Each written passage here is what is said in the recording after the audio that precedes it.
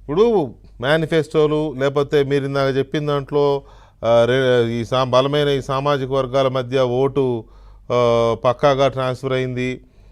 ఇవన్నీ సెకండరీ అయిపోయినాయి. ఆంధ్రప్రదేశ్లో పాలకుడు ఎవరు, ఆ కులము ఈ కులము ఆ ప్రాంతము ఈ ప్రాంతం అని కాకుండా పాలకుడు ఎవరు, ఎలాంటి పాలకుడు కావాలి, ఎవరు కరెక్ట్ మనకి ఈసారి అనే దాన్ని బేస్ చేసుకునే ఎన్నిక జరిగింది అనే ఒక బలమైన అభిప్రాయం ఉంది. అది ఎంతవరకు జనంలో మనకు కనిపిస్తుంది? ఎస్, 100% కరెక్ట్ మీరు చెప్పింది. ఎందుకంటే Jagan or anti Jagan and Jagan versus Chandrababu, ఈ రెండు అంశాల మీదనే ఆంధ్రప్రదేశ్లో ప్రధానంగా ఎన్నిక జరిగింది. 5 సంవత్సరాల విధ్వంసం, 5 సంవత్సరాల ఆర్థిక అరాచకం, 5 సంవత్సరాల వేధింపులు తరువాత ఆంధ్రప్రదేశ్లో ఇటువంటి పాలన పనికిరాదు, ఈ పాలన మంచిది కాదు అనేది కూడా ముందు నగరాల నుంచి ప్రారంభమైన మార్పు అది క్షేత్రస్థాయిలో గ్రామాల వరకు వెళ్ళింది. అందువల్లనే మీరన్నట్టు పాలకుడు ఎటువంటి వాళ్ళు ఉండాలి అనేది కూడా ప్రధానంగా జనంలోకి వెళ్ళింది. చంద్రబాబు జగన్ వీళ్ళిద్దరిలో ఎవరు ఉండాలి, జగన్ ఆర్ యాంటీ జగన్, ఈ రెండు అంశాల మీదనే ప్రధానంగా ఆంధ్రప్రదేశ్ ఎన్నికలు జరిగాయనేది స్పష్టంగా చెప్పవచ్చు. దీంతోపాటు 2014 నుంచి 2019 వరకు కూడా ప్రధానంగా తెలుగుదేశం పార్టీ రాజధాని అమరావతి అండ్ పోలవరం ఈ రెండు అంశాల మీద దృష్టి కేంద్రీకరించింది. ఆ రోజు వాటి ఇంపార్టెన్స్ తెలియకపోయినా ఒక్క ఛాన్స్ పేరుతో ఆ ట్రాప్లో పడినప్పటికీ కూడా ఈరోజు ఆ రెండు అంశాలు ఏదైతే అమరావతి అండ్ పోలవరం ఈ రెండు ఉన్నాయో, పోలవరాన్ని లైఫ్ లైన్ ఆఫ్ ఆంధ్రప్రదేశ్ అని ఎప్పుడైతే చెప్పారో, పట్టిసీమ ఎప్పుడైతే వచ్చిందో ఈరోజు కృష్ణా డెల్టా దెబ్బతింది. అందువలన ఆ పోలవరం మనకు అవసరము అనేది ఆ అవసరం ఇప్పుడు గుర్తెరిగారు జనం. అదేవిధంగా అమరావతి అనేది కూడా లేదు, 3 రాజధానులు అన్నారు, రేపటితో ఉమ్మడి రాజధాని అయిపోతుంది, ఆంధ్రప్రదేశ్కి రాజధాని లేదు, ఇది కూడా జనాన్ని గుర్తించారు.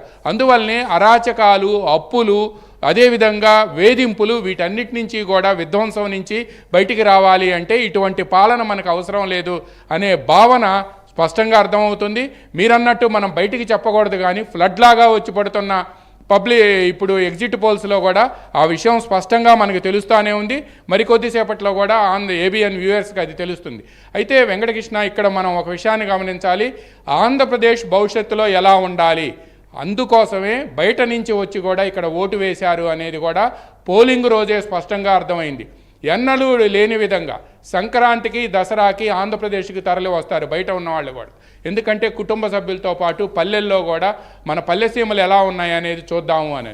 బట్ ఈసారి ఆ రెండు పండగలకు తలదన్నే విధంగా కూడా ఈసారి పోలింగ్కి వచ్చారు అని అంటే ఆంధ్రప్రదేశ్ భవిష్యత్తులో ఎలా ఉండాలి, మనకు ఎటువంటి పాలకుడు ఉండాలి, మన రాష్ట్రం బాగుపడాలి అంటే మనమంతా కూడా ముందుకు రావాలనే భావనతోనే పోలింగు రాష్ట్ర సీఈఓ చెప్పిన లెక్కల ప్రకారం అయితే మాత్రం 2% పెరిగినప్పటికీ కూడా, బట్ ఈరోజు మనకు వస్తున్న ఫిగర్స్ చూస్తే, ఎందుకంటే 3వ తేదీ సాయంత్రం 5 గంటల వరకు కూడా సర్వీస్ ఓటర్స్ తీసుకోవచ్చు. Indian air force, Indian navy, defence, Indian army నుంచి ఏవైతే ఉన్నాయో అవన్నీ తీసుకోవచ్చు.